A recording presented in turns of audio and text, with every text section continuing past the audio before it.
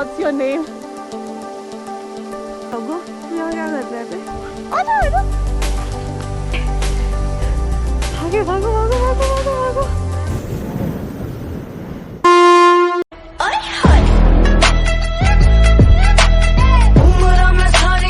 So guys, this is Aisno, your host and unique melodious दोस्त. अब last का question ये है, what's your name? Yash Thakur. So he is Mr. Yash Thakur, an instructor here. सारे discussion के बाद अब याद आया कि नाम पूछना भी उतना ही ज़रूरी होता है.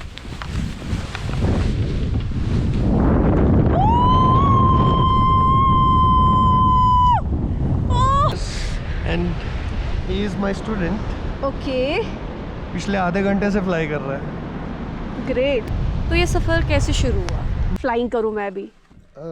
दरअसल स्टार्टिंग में ऐसा होता था कि यहाँ पे लोग उड़ के आते थे एंड देन हमें मतलब इतना ज़्यादा नॉलेज नहीं होता था, जस्ट देखते थे कि हाँ उड़ के आ रहे हैं. तो एक दिन क्या हुआ कि मेरी बुआ का लड़का उड़ के आया. He said like he was very tired, बहुत ज़्यादा थकान हो गई है. और नॉर्मली हम मॉर्निंग में रन पे जाते थे तो वो नहीं गया. और मैं काफ़ी सरप्राइज था कि यार ऐसी कैसी फ़्लाइट लेके आया है कि इतनी थकान हो गई. मतलब लोग जहाज़ में उड़ते हैं तो नहीं थकते, तुम्हें कैसी थकान होगी. तो उसने कहा था कि पैराग्लाइडिंग. इंस्पिरेशन के लिए फैमिली बैकग्राउंड में भी कोई ऐसा था क्या? तो हमारे कुछ रिलेटिव्स करते भी थे पहले से ही. एंड धीरे धीरे फिर मुझे भी इंटरेस्ट आया कि है क्या ये चीज़. तो इंटरेस्ट तो आया बट सिखाते नहीं थे उस टाइम पे क्योंकि मैं बहुत ही छोटा था उस टाइम पे. मतलब क्या एज रही होगी? 10-12 साल की. अरे यार तब तो बहुत ही छोटे बहुत छोटे थे. लाइसेंस भी नहीं मिलता. तो फिर उसके बाद धीरे धीरे जैसे ग्राउंड में आना स्टार्ट किया हमने. ये ग्राउंड पहले खेत जैसे होते थे.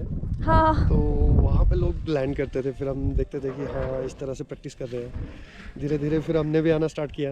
हर सैटरडे संडे इवनिंग्स घर नज़दीक होता था तो इजीली पहुँच जाते इजीली हो जाता था. राइट. और हर रोज़ मार पड़ती थी घर में क्योंकि पढ़ाई वगैरह पे ध्यान नहीं रहता था. जस्ट यही इसी चीज़ पे फोकस हो जाता था कि यही चीज़ करना है. और फिर धीरे धीरे 4-5 साल यहाँ पे जैसे ग्राउंड में काफ़ी ज़्यादा जब भी थोड़ा डर लगने लगे ना, एक चीज़ बताता हूँ, ऊपर देख लो. जमीन देख के डर नहीं जाएगा, वो स्पीड ज़्यादा से ज़्यादा फील करवाएगा. और एक्चुअली इसलिए ऊपर देख रही हूँ. मैंने ये फॉर्मूला थोड़ा सा क्रैक किया अभी. सो अगर आप ऊपर विंग को देखते हो हमारा जो ग्लाइडर है सिर के ऊपर है, अगर हम इसे टर्निंग करते हुए देखें तो हमें डर नहीं लगता है. ओके. पायलट का मेन बेस ये होता है. तो अगर मैं ये पूछूं कि आपने अपनी फर्स्ट फ्लाइट कहाँ से ली थी? मेरी फर्स्ट फ्लाइट किसी और के साथ में जस्ट मेरे गुरु अभी गए यहाँ से. ओके. रंजीत उनका नाम है. ओके. तो वो आए थे, मनाली में करते थे वो. उन्हें 6-7 साल हो चुके थे मतलब. हाँ. तो उन्होंने मुझे फर्स्ट टाइम फ्लाई करवाया था. मतलब कौन से स्पॉट से क्या था? यहीं से. अरे यहीं से स्पॉट था.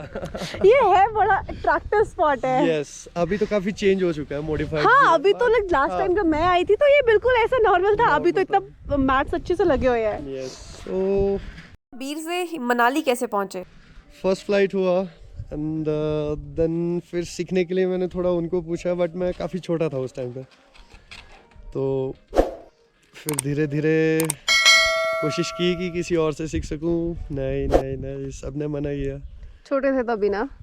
फिर एक ही चॉइस थी, खुद ही करो ट्राई. भागो.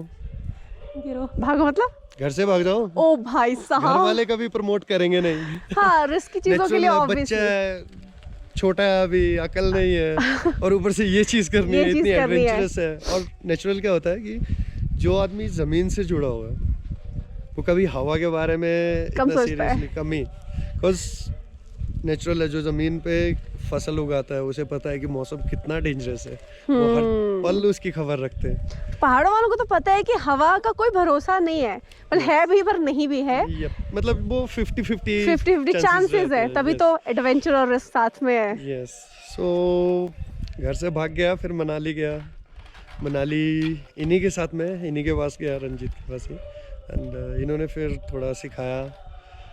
धीरे धीरे फिर वापस आया तो यहाँ पे किसी ने उड़ाने के लिए नहीं दिया बिकॉज वहाँ पे थोड़ी छोटी साइट है जो लर्निंग के लिए बेस्ट है. बट ये काफ़ी ज़्यादा हाई है. मतलब ये एशिया की सेकंड हाईएस्ट है, फर्स्ट हाईएस्ट है? वर्ल्ड बेस्ट भी बोल दो तो भी कम है. Best, the world's second highest. Okay, थोड़ा मैंने फिर गलत बता दिया। हाँ, तो ये Asia's best and world second highest fly यहाँ से ली जाती है। यस। देखो अब जैसे मैं तो इतना कंफर्टेबल जोन में बैठी हूँ, राइट? यप। आप तो इतना कंफर्टेबल नहीं बैठे हो ना? मैं भी इतना ही कंफर्टेबल बैठा हूँ। अच्छा। जस्ट मेरे हाथ खड़े रहते हैं इस तरह से। हाँ। बिकॉज मुझे ऑल द टाइम, ये देखिए ऊपर देखो, हाँ, ब्रेक्स को होल्ड करके रखना पड़ता है ताकि मुझे जहाँ टर्न करना हो वहाँ मैं टर्न कर सकूँ। ओके ओके इसको ओके स्टीयर ओके करना पड़ता है easily. So this is how he is steering the wheels. 2012 में मैं वापस आया, जस्ट 2-2.5 साल बाद। हम्म। देन फिर यहाँ पे फ्लाई किया। तो आप यहाँ पे एज एन इंस्ट्रक्टर हो, ट्रेनर हो? Yes, I am a instructor okay. And अब आप यहाँ पे सबको सिखा, टैंडम पायलट आल्सो। तो इसका सर्टिफिकेशन भी मिलता होगा आपको कहीं से? यस, कहाँ हमारा से? जो बिलिंग पैराग्लाइडिंग एसोसिएशन है वो आपको सर्टिफिकेशन प्रोवाइड करवाते हैं। हम उनके गवर्नमेंट का क्या रोल रहता है उनका? गवर्नमेंट का क्या रोल रहता है इसमें? गवर्नमेंट जो प्रॉपर एक जो लाइसेंसिंग है वो एसोसिएशन को मिलती होगी ना? यस, उनकी अथॉरिटी के बाद वो गवर्नमेंट चेक करते हैं और हमारे ही जैसे टेक्निकल मेंबर्स चूज किए होते हैं हमने, जो गवर्नमेंट ऑथराइज करती है बेस्ट पायलट्स को। तो वो लोग चेक करते हैं कि कौन पायलट सही से फ्लाई कर रहा है, कौन पायलट सही से नहीं फ्लाई कर रहा है, कि जिसको 1 साल और रहना चाहिए। तो मोस्टली हमें उस टाइम पे प्रोसेस होता था मिनिमम 3 to 5 years। इसका कोर्स का? यस।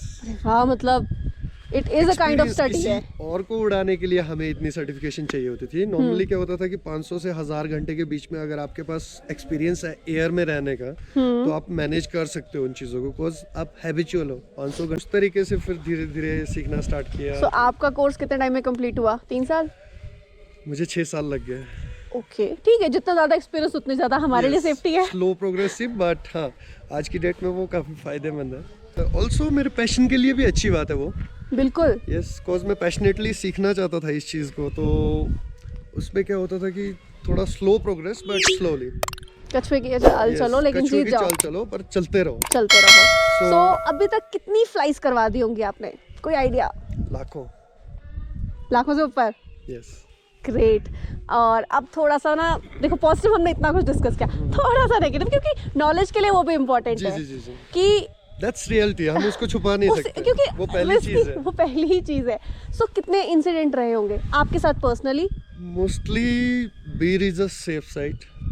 यहाँ पे इंसिडेंट की चॉइस मतलब 99.9 समझ गई, सेफ है।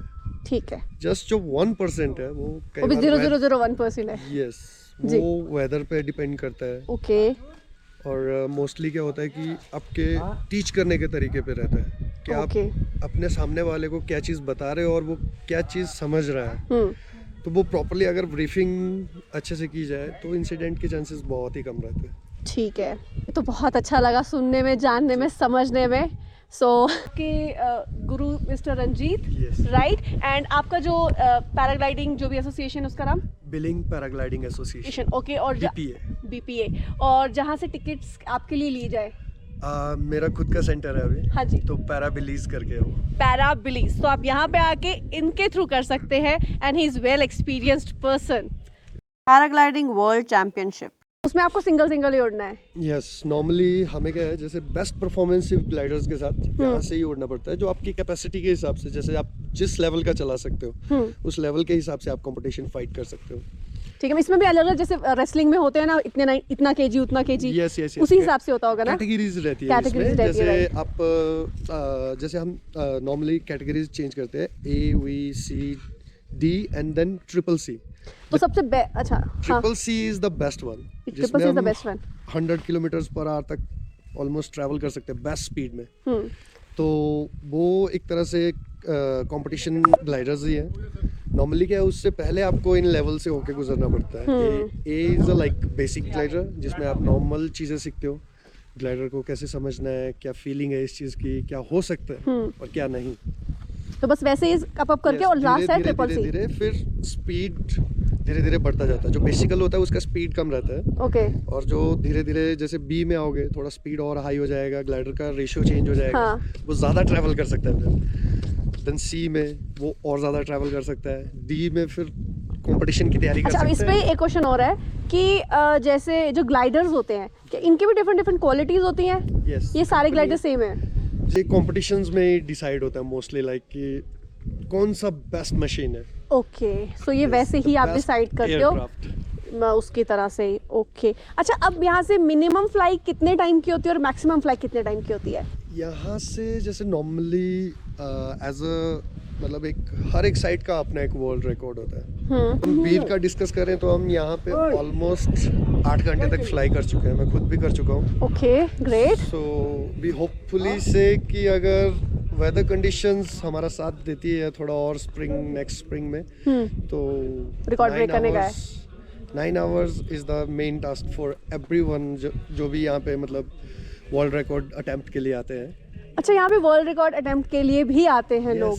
हाँ, क्योंकि self practice, exploring and distance chasing definitely. So अगर जब हम हाई पे जाते हैं यहाँ से, सो कौन कौन सी रेंज दिखती है? और मैं थोड़ा सा पहाड़ियों के बारे में जानना चाहती हूँ कि कौन कौन सी हैं? ये जो नॉर्मली आपको दिख रही है, हाँ, ये आपकी धौलाधार रेंज है। Okay, this is beautiful Dhauladhar range. पूरा क्रॉस करके दूसरी तरफ चंबा की ओर भी जा सकते हो।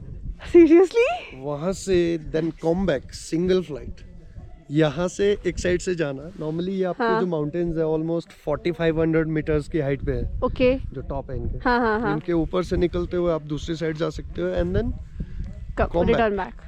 वापिस कितना टाइम लगेगा? यहाँ से नॉर्मली 4-5 घंटे। 4-5 घंटे। तो ऐसी फ्लाई आप सिंगल करते हो या किसी को भी करवाते हो? मोस्टली हम सिंगल करते हैं बिकॉज ये नॉर्मली नेक्स्ट बंदे के ऊपर डिपेंड करता है कि वो कर सकता है या नहीं। बॉडी लैंग्वेज भी उसमें काफी वैसे क्या लगता है मैं कर सकती हूँ?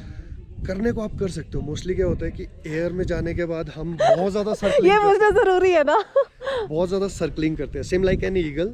जैसे आपने कौओं को देखा होगा या ईगल्स को देखा होगा, वो मोस्टली ग्राउंड से फ्लाई करते हैं एंड सर्कल करते हुए, हाँ, ये पॉइंट जाना समझ हवा के ऊपर फ्लोट करते हुए देन हाईएस्ट प्लेसेस पे जाते हैं। ओके जी, तो सेम। तो मतलब अगर मैं 4-5 फ्लाइज करूँ यहाँ से, उसके बाद मैं वहाँ जाने के लिए स्ट्रॉन्ग हो जाऊंगी?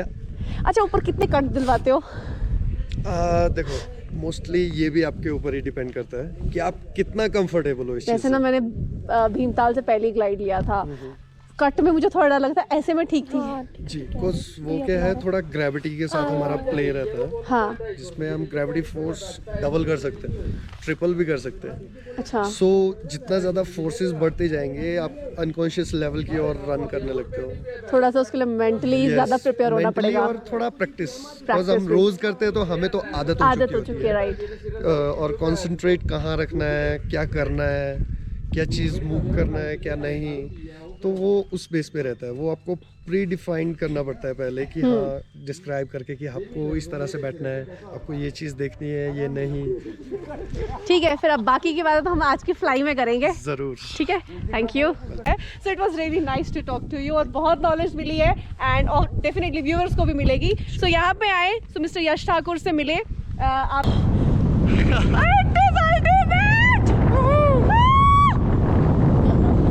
पीछे होके बैठ सकते हो। या रिलैक्स है। यस। ओके। वो नीचे जाते डर लग रहा है। तो कैसा लग रहा है हवा में आके? हवा में आके बस वो बर्ड व्यू फील हो रहा है।